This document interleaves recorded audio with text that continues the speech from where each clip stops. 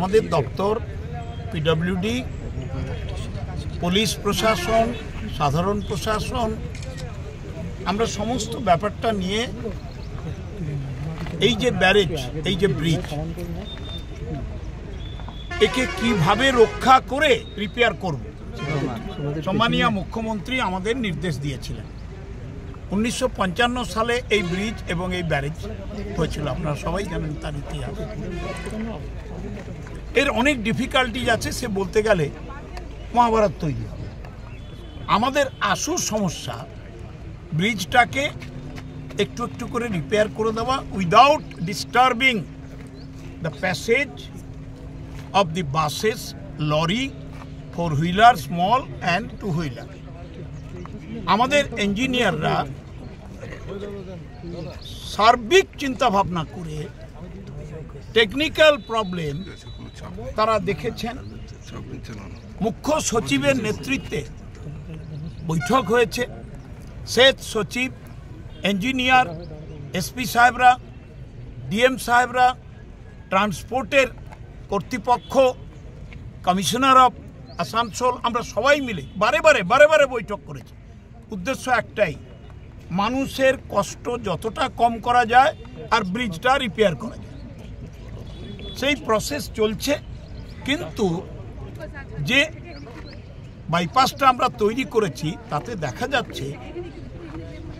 30 foot উঁচু জলের layer কিন্তু একেবারে মাটির নিচ দিয়ে কিছু জলের সিপেজ হচ্ছে ফলে আমাদের তৈরি করা এই বাইপাসটা 5টা জায়গায় জল যাচ্ছে এতে করে বাসের কোনো অসুবিধা হবে না 4 চাকার গাড়িরও কোনো অসুবিধা হবে না টোটো এবং মোটরসাইকেল স্লিপ করতে পারে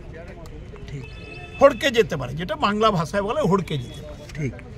এই খবরটা পৌঁছানোর পর আমি চিফ সেক্রেটারির সঙ্গে কথা বলি আমার অ্যাডিশনাল চিফ সেক্রেটারি মনীশবাবুর সঙ্গে কথা বলি আমার চিফ ইঞ্জিনিয়ার দেবাশিস সেনগুপ্তের সঙ্গে কথা বলি আমরা জেলা শাসক পুলিশ সুপারিনটেন্ডেন্ট কমিশনার সাহেব এবং পিডব্লিউডির ইঞ্জিনিয়ার প্রলয়বাবু এবং পিডব্লিউডির কর্তৃপক্ষের সঙ্গে কথা বলে আমরা ঠিক করলাম আমার আজকে দীঘা যাওয়ার কথা ছিল আপনারা জানেন জগন্নাথ দেবের সেখানে যজ্ঞ এবং 30 তারিখ প্রাণ প্রতিষ্ঠা এবং তার উপাসনা হবে আমরা ঠিক করলাম যে দিস ইজ আ প্রায়োরিটি আমি যার জন্য চলে এসেছি আজকে দেখলাম টেকনিক্যাল ডিজাইনগুলো দেখব সাহেবরা যে প্রবলেমগুলো ওঠাবেন সেগুলো ডিসকাস করব any available technical solution we will accept any available technical solution যা পাবো পজিটিভ মানুষের জন্য ট্রান্সপোর্টের জন্য প্রশাসনের জন্য এবং আমার সাংবাদিক ভাইরা বন্ধুরা আপনারা যারা আছেন তারাও দেখলেন সমস্ত বিষয়টা এই এলাকার এই ব্রিজটি দিয়ে 8টা জেলা কানেক্টেড আমরা ইতিমধ্যে লরিগুলোকে গুডস ভেহিকেলগুলোকে আমরা 3টা জায়গা দিয়ে ডাইভার্ট করেছি এই জায়গার আজকের যে সমস্যাটা সেটা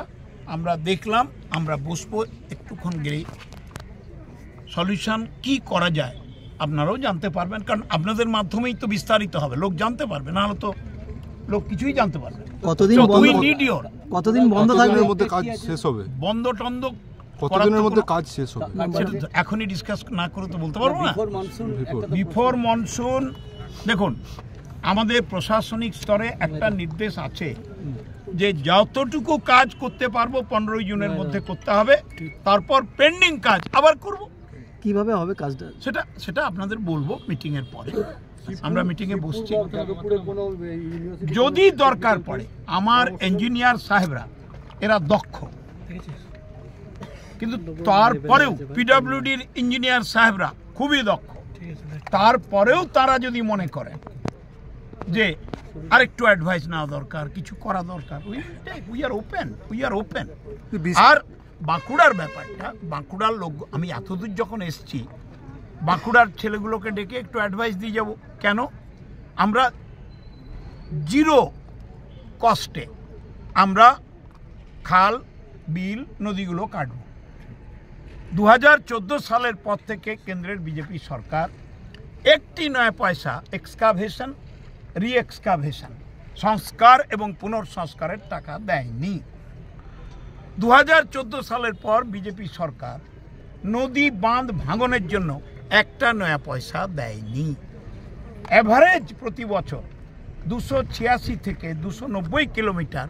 আমরা নদী সংস্কার করি। তার জন্য আমাদের খরচা দিতে হয় বাজেট থেকে 585 কোটি টাকা, এটা বাজেটের প্রভিশন। কিন্তু 2 লক্ষ কোটি টাকা এই মুহূর্তে দিল্লির বিজেপি সরকার বাংলার মুখ্যমন্ত্রী এবং বাংলার সরকার এবং বাংলার মানুষকে বঞ্চিত করছে। তাহলে আমাদের একটা পরিকল্পনা আমরা নিয়েছি। আমরা অনেক পর্যালোচনা, অনেক আলোচনার পর মুখ্যমন্ত্রীর আশীর্বাদে, শুভেচ্ছায় আমরা এই পরিকল্পনাটা নিয়ে আমরা সমস্ত ডিস্ট্রিক্ট ম্যাজিস্ট্রেটদের অনুরোধ করেছি, ইঞ্জিনিয়ারদের অনুরোধ করেছি যে আমরা রয়্যালটি এবং প্রিমিয়াম নিয়ে, বালিটা তো আপনারা জানেন WBMDDTCL ডিল করছেন, কিন্তু খুব সিল্কি স্যান্ড এবং মাটি, যেটাকে পলি মাটি বলে, ওইগুলো কাটার জন্য আমরা প্রিমিয়াম নেব, রয়্যালটি নেব, রাজ্য সরকারের কোষাগারে টাকা আমরা জমা করব এবং যে এজেন্সিগুলো এগুলো দায়িত্ব নিয়ে কাটবেন তারা লাভবান হবেন এমন পদ্ধতিতে তারা কাজ করবেন। সেই জন্য আমি জেলার ইঞ্জিনিয়ারদের এসেছি যখন বলে যাব এবং ডিএমএসপি সাহেবদেরও বলে যাব। এই জন্যই বাঁকুড়ার লোকদের খোঁজ করা। বলছি স্যার